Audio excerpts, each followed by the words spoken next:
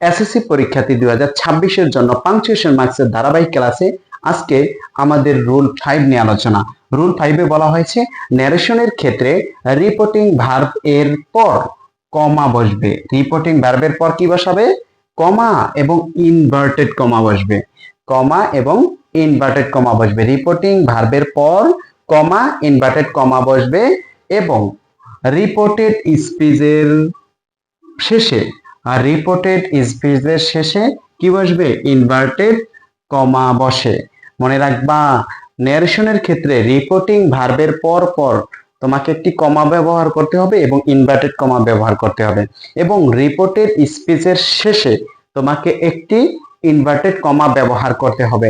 যেমন আমরা যদি এক্সাম্পলে যাই, যদি লিখি he said to me, he said to me, I am happy.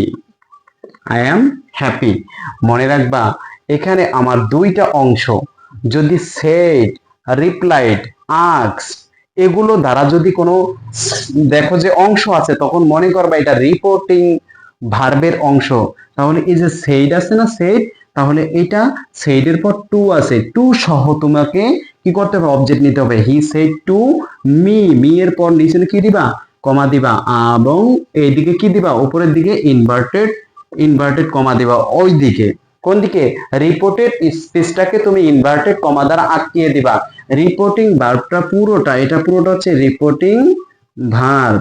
Reporting কি ভার্ব? রিপোর্টিং ভার্বের পর পর তুমি এটি কি দিবা? কমা এবং উপরে অপর দিকে উল্টো দিকে কি দিবা? একটি ইনভার্টেড কমা দিবা এবং শেষে আমরা জানি কি আই দ্বারা শুরু হয়েছে, আই দ্বারা শুরু হইলে শেষে কি বসে? ফুল স্টপ বসে। ফুল স্টপ বসে এবং ইনভার্টেড কমা দ্বারা কি করবা? আটকিয়ে দিবা। এটা হচ্ছে রিপোর্টেড কি স্পিচ। রিপোর্টিং ভার্বের পর পর কমা, ইনভার্টেড কমা এবং রিপোর্টেড স্পিচের শেষে কি করবা? ইনভার্টেড কমা দ্বারা আটকিয়ে দিবা। যেমন আমরা যদি আরো একটু বলি, he said you are my student. You are my student.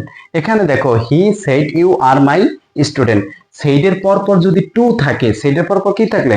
Two থাকলে পরবর্তী অবজেক্টটা তুমি নিবা, নিয়ে তারপর কমা দিবা। যদি সেইডের পর টু না থাকে, শুধু সেইড থাকে, তাহলে সেইডের পর পরে তুমি কি দিবা?